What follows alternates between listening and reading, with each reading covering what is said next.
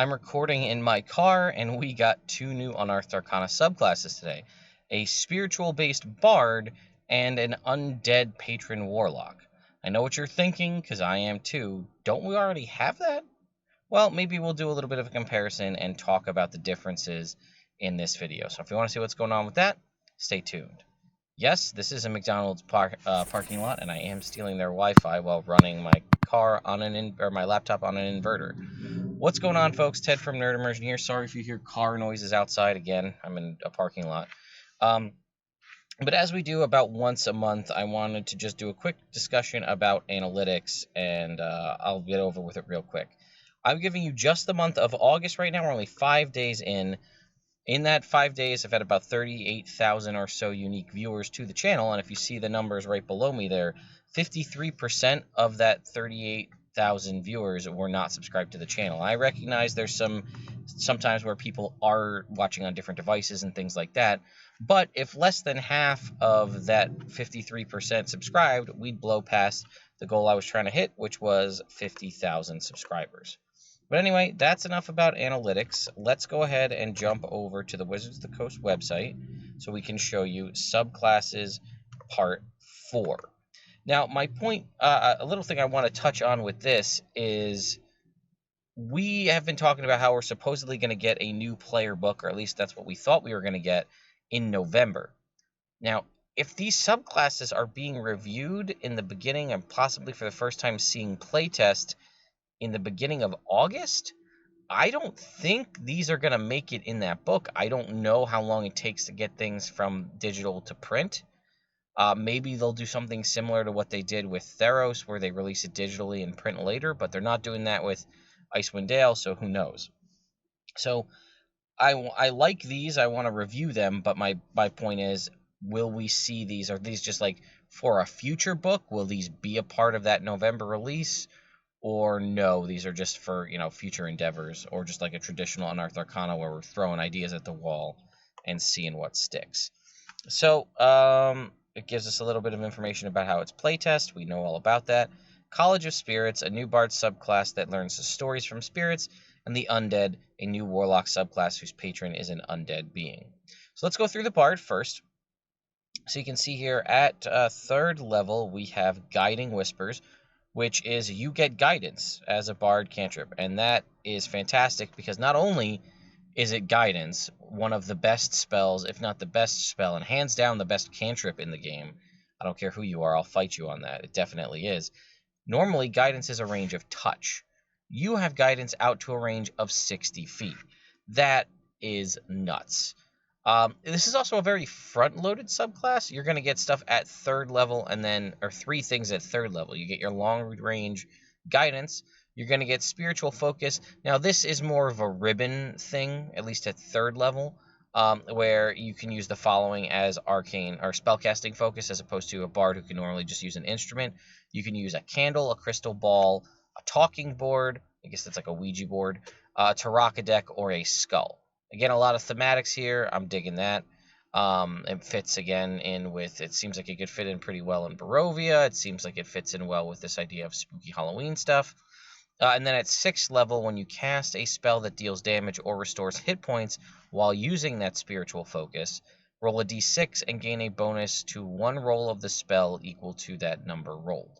So it's just like a free d6 in extra hit points or a free d6 in damage.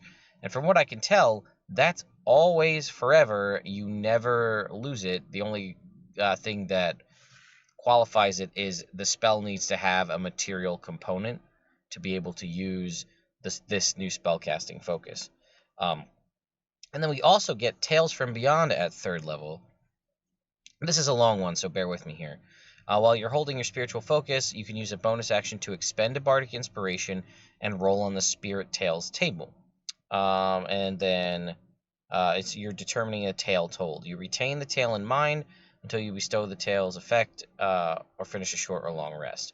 You can use an action to choose one creature you can see within 30 feet, which can be you, to be the target of the tale's effect.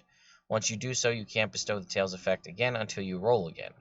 You can only retain one of these tales in mind at a time, and rolling on the Spirit's table immediately ends the effect of the previous one. If the tale requires a saving throw, the DC equals your spell save DC. So it has 1 to 12. I do like that because that means it's going to cover you from when you're only doing D6 inspiration all the way up to when you're doing a D12. So if you roll a 1, it's a beast tale about a clever animal. You recite this tale for a minute. Whoever you chose has advantage on perception checks and advantage on attack rolls as long as the creature is within 5 feet that are incapacitated. So basically, keen sense for perception checks and pack tactics. Warrior, it's about a renowned duelist. Make a melee attack against the target as an attacking spectral warrior briefly appears in an unoccupied space within 5 feet before vanishing. On a hit, the target takes force damage equal to 2 rolls of your bardic inspiration die plus your charisma modifier. Mind you, this is a bonus action, so you can do whatever you would normally do as a bard with your action, whether that's attack, cast spell, or whatnot, and then you can still do this as a bonus action and get an attack out of it if you manage to roll this. But potentially, at high levels, that could be 2d12 plus your charisma modifier, and it is an attack roll, so it could crit. So in theory, you could be doing a bonus action at high levels, doing 4d12 plus your charisma modifier in force damage. You tell a story about friends for the 3 here. Targeting another creature of your choice within 5 feet regains hit points equal to your inspiration die and your charisma plus your charisma modifier. A little bit of healing is nice. Run away. The target can immediately use its reaction to teleport up to 30 feet. When the target teleports, it can choose a number of creatures it can see within 30 feet up to your charisma modifier to immediately use the reaction. You can target yourself, remember, so you could put it on yourself and then teleport you and your friends out if you wanted to. Avenger. For 1 minute, whenever a creature the target can see within 30 feet of it is damaged by a creature, the target can use its reaction to deal force damage equal to your bardic inspiration die to the attacker. Retributive action is always good because you do this as a bonus action. From what I can tell, you don't have to concentrate on it, and this person can use their reaction to deal damage. Hero. Choose a creature within 30 feet. They gain temporary hit points equal to a roll of your inspiration die plus your bard level. While it has these temporary hit points, its walking speed goes up by 10 feet. Fae, the target must overcome a wisdom saving throw or become charmed by you until the end of your next turn, or its next turn. It must use an action to make a melee attack against a creature other than itself that you mentally choose. The target can act normally on its turn if you choose no other creature. So this one is cool because it affects an enemy. So you do this as a bonus action, and then on its turn, it makes an attack. That's pretty nuts because if it fails the saving throw, regardless of what it is, it can make an attack. So in theory, you could charm a dragon to do that, unless dragons are immune to charm, but I don't think they are. Dark Spirit. Target becomes invisible until the end of its next turn, or until it hits a creature with an attack. If it hits a creature with an attack during this invisibility, the target takes necrotic damage equal to a roll of your bardic inspiration die and is frightened of the target until its next turn. Good for rogues, a little extra sneak attack damage. Giant. Each creature of the target's choice it can see within 30 feet must make a strength saving throw, taking force damage equal to 2 rolls of your bardic inspiration die on a failed save and is knocked prone. If they succeed, they take half damage and aren't knocked prone. Dragon. You magically spew fire from your mouth in a 30-foot cone. Excuse me. Each creature in the area must make a dex save, taking fire damage equal to 3 rolls of your bardic inspiration die, or half on a success. Celestial. Target regains hit points equal to 2 rolls of your bardic inspiration die plus your bard level, and you end one disease or condition from the following list affecting the target: blind, deafened, paralyzed, petrified, poison. So I know what you might be thinking. Why do we have the Celestial, but we also have Friends? Well, again, Celestial is an 11 on the roll, so you won't get this to your bardic inspiration is a d12, which is way later. And then Unknown. Choose a creature you can see within 30 feet. They must make an intelligence saving throw or take psychic damage equal to 3 rolls of your bardic inspiration die, and the target is unable to speak any language for 1 minute. So at 6th level, on top of the little bump up from the ability we got at 3rd level, you can take an hour-long ritual channeling spirits using your spiritual focus, which can be done during a short or long rest. Excuse me. You can conduct the ritual with a number of creatures equal to your proficiency bonus. We do see proficiency bonus pop up as a mechanic in this article in a couple of spots. Sorry about that. Let's see. At the end of the ritual, you temporarily learn one spell of your choice from any class. The spell you choose must be of a level equal to the number of creatures that conducted the ritual or less. The spell must be of a level you can cast, and it must be in a school of divination or necromancy. So that's the kind of hold off. It's divination or necromancy. But in theory, your proficiency bonus can get up to a 6. So potentially, at the end of this ritual, you can learn up to a 6th level spell. The chosen spell counts as a bard spell for you, but doesn't count against the number of bard spells you know. Once you perform this ritual, you can't do so again until you start a long rest, and you choose and you know the chosen spell until the start of a long rest. And then lastly, Mystical Connection at 14. Whenever you use your Tales from Beyond feature, you can roll a d6 and use it instead of expending a Bardic Inspiration die. You still use your Bardic Inspiration die for the Tales effect without expending it. So what that means is this ability here, this is similar to the late level Swords Bard ability, where you can still use it without expending a die. So the Tales from Beyond is where you roll a d12, or up to a d12 to determine what happens. So what it's saying here is you can still roll the die to see what the effect is, but instead of expending a Bardic Inspiration, you could just use a d6 in place of it, which means, if you want to try to get a big hitting thing, like rolling high on d12s or d10s, you can use an inspiration, or if you don't have any, or you don't want to waste them, you can just roll a d6. And remember, this is a bonus action on every turn, so there's really, unless you have a good use for a spell or some multi-class abilities or something, you're probably going to be using this bonus action every turn, and especially when it's unlimited, because you can just do it as often as you want, there's really no reason not to.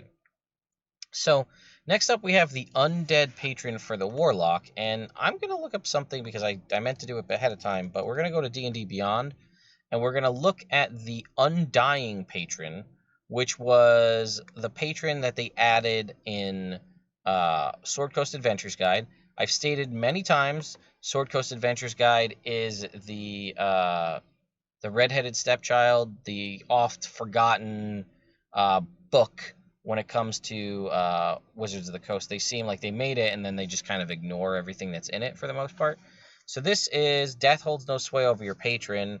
They've unlocked everlasting life. Once mortal, the Undying has seen mortal lifetimes pass.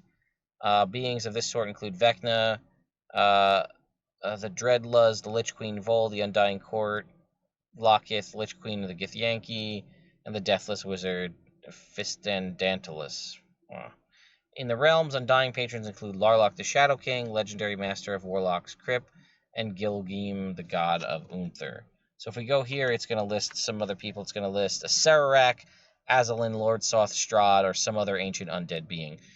So I guess technically the Undying doesn't have to be an undead. This is specifically an undead creature, but a lot of these things we're listing as Lich Queens and Liches and things, so they are undead. So I wonder if this is just to kind of gloss over the Undying because it's very, very weak, and it's one of the weakest Warlock subclasses entirely, and let's just forget that happened, and let's do this one. So we do have an expanded spell list, as all Warlocks do. So they get access to Bane, False Life, Blindness, Deafness, Phantasmal Force, Speak with Dead, Phantom Steed, Death Ward, Greater Invisibility, Anti-Life Shell, and Cloud Kill. That's actually a pretty solid list covering a wide variety of things, right? False Life can be useful, Blindness, Deafness, and Bane, good. Phantasmal Force is a phenomenal controlling spell. Speak with Dead has its uses. Phantom Steed is amazing. Again, it's better if you could do it as a ritual.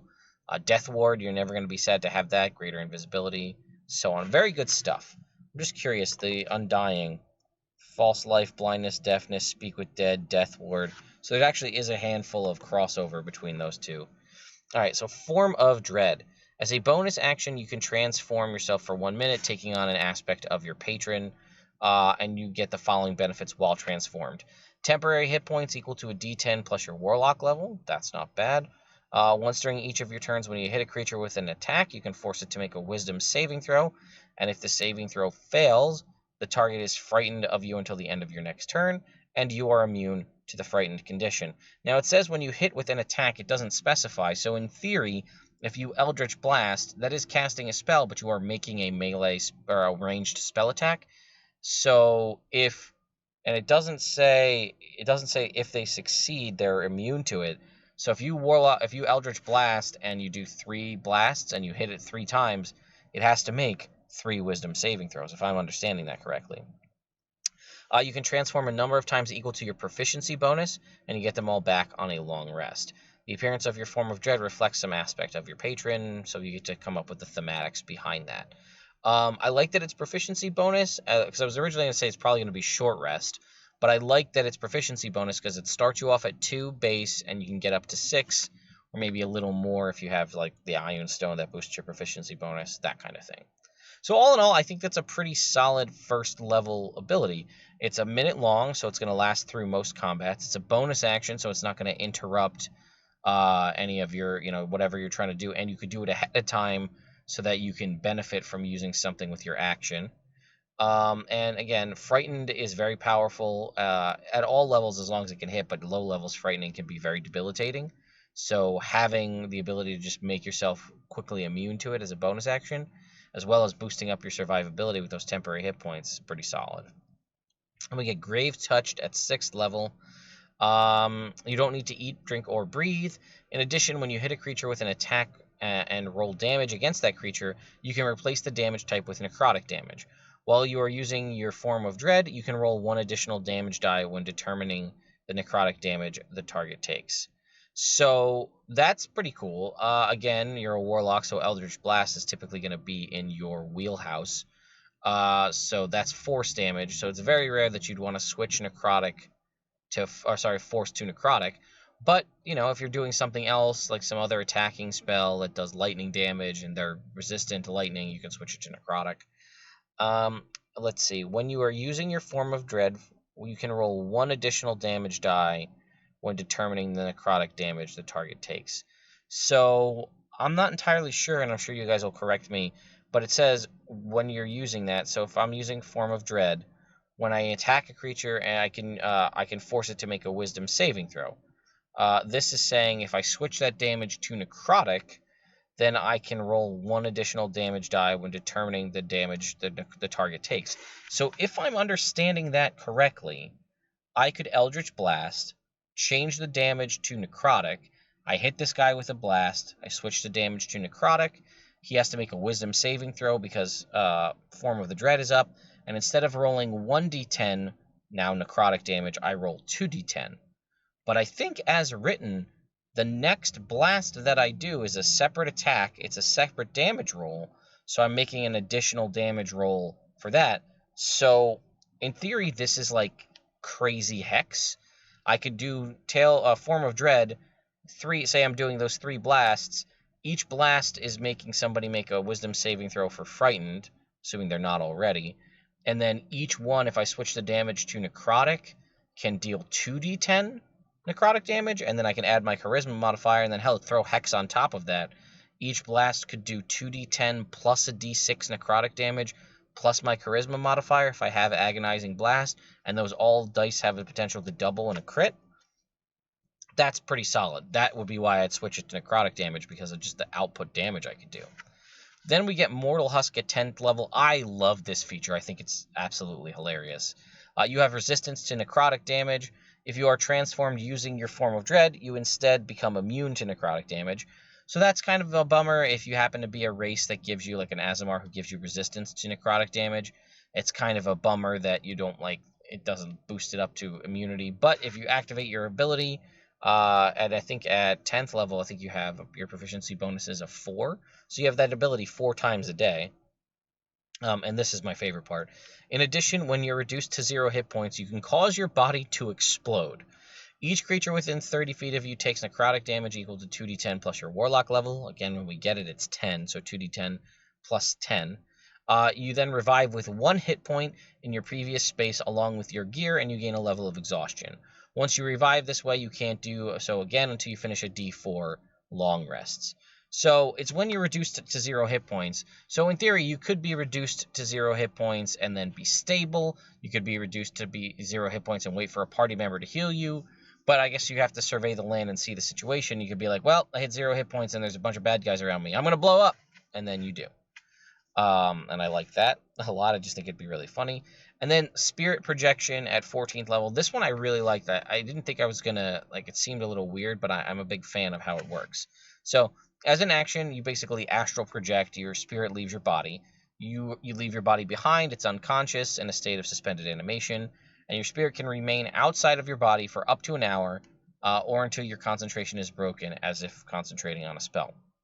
When the projection ends, your spirit either flies back or returns to your body, or you can magically teleport your body to your spirit's space, which that I really like because that's, again, like, it's a pretty high, cost teleport, but it could have its uses, and we'll get to that in a second. While projecting, you gain the following benefits. Your spirit and body gain resistance to bludgeoning, piercing, slashing damage, potentially helping you resist a concentration effect. You can cast a spell of the Conjuration or Necromancy school. The spell doesn't require verbal, somatic, or material components that lack gold cost. So now, again, think about what spells you're going to choose, because now you have a spiritual form of your body has left your body, and it can cast spells. You have a flying speed equal to your walking speed and can hover. You can move through creatures and objects as if they were difficult terrain, but take a d10 force damage if you end your turn inside a creature or an object. And while using your Form of Dread from level 1, once during each of your turns when you deal necrotic damage to a creature, you regain hit points equal to half the amount of the necrotic damage dealt. This is a very well designed subclass because everything it gets synergizes with other things. So let's talk about that scenario I was mentioning. You exit your body, you project your spirit. It can fly, first of all, which is great because you have an hour of flight with this guy. As long as you concentrate, which is longer than the fly spell. So you could use this to get up to a high tower, to get over some obstacle. You could also fly through objects as long as you don't end a turn inside there. So trying to do a bank heist, project your body out, teleport yourself, put your spirit through the wall. Reminder that this spirit can still cast spells. It goes through the wall, and then you choose to end it, and then snap, you are now teleported into the vault, because your spirit was there. And your spirit has full vision. You can see you're not going to teleport into a wall or anything like that. You know where you're going to be. Again, lots of options there. Or maybe you could get in there and then cast a... I haven't really sure how much the Conjuration or Necromancy spells are for a Warlock, but you might be able to get in there and then do something funky and then get out. And again, we talked about Form of Dread, how crazy it can be, where if you're changing, say, Eldritch Blast to necrotic damage, and if my interpretation is correct, and each separate blast adds an extra d10 damage, so it would be 2d10 necrotic damage plus your charisma modifier, which I think would also be necrotic damage, and that would all be that means every time you do it while you're in, your spirit does that. While you're using... so you can actually have full access to all of your spells. It's just Conjuration and Necromancy spells you can do without any material components, so no counterspell, no anything, because people can't see you're casting the spells. So in theory, I think, if I'm interpreting that correctly, if you do your Form of Dread while in your spirit form, you could do an Eldritch Blast doing 2d10 plus your charisma modifier and necrotic damage, and it'll heal you for half of it. But it's only once on each of your turns, so you can't, like, Eldritch Blast the whole bunch and just basically heal yourself up to full. Okay. That is pretty great. I'm a big fan of this overall. So anyway, like I was saying, I very much enjoyed that subclass a lot. I wasn't sure how it was going to be at first, and I thought I was going to be like, well, why are we doing this? We already have the Undying patron. Seems like an overstep or an oversight. But as far as I'm concerned, you can just go ahead and bury the Undying Warlock. This one is way better. I really, really like this. I think it's well done. I like that all the different abilities synergize well. And I haven't even thought through, like, again, what Warlock spells have. This doesn't include anything dealing with your pact choice and your invocations, which you might be able to do other funky things if you combine those with the abilities of this. I think it could be done very well. I think it could be a lot of fun to play. Like I said, like, it's interesting that, like, a Warlock at level 14 could be like a master heist, like, thief, because you could project your body through walls and make it fly and then teleport there. It's also something that you don't need to do anything to activate. Like, you don't need it. Like, I could be, in theory, in a jail cell locked up, and then I could just kind of close my eyes and meditate and project my spirit outside the jail cell, teleport to it, and now I'm free. Very interesting stuff. So let me know your thoughts in the comments about these two. I think I actually like the Warlock better, which is usually never the case for me, but I like some of the abilities of the Bard better. Like, I like the 60-foot guidance. I like the kind of, just the sort of like the ribbon, the kind of fluff flavor, being able to use different things as a spellcasting focus. I think that was pretty cool. But yeah, let me know your thoughts about which one's your favorite. What do you like? What don't you like? Also, let me know, do you think this is going to end up in a book we're going to see this year, or is it just too tight of a time frame where this is going to have to get pushed off into sometime into 2021 if it ends up being printed at all? So thanks for understanding, everyone. I got off a 16-hour night shift helping to restore people's electricity because the hurricane here has been just nuts. And, you know, the damage is crazy. So I got about 4 hours, 5 hours of sleep, and then I saw an Unearthed Arcana came out, and I don't have power at my house. So I was like, well, I got to get lunch anyway, so I guess I'll drive over to McDonald's and use their Wi-Fi to make a video. And hey, here we are. So anyway, thank you all so much for watching. Thank you to my patrons over on Patreon for continuing to support me and the channel. And yeah, I will see you all next time.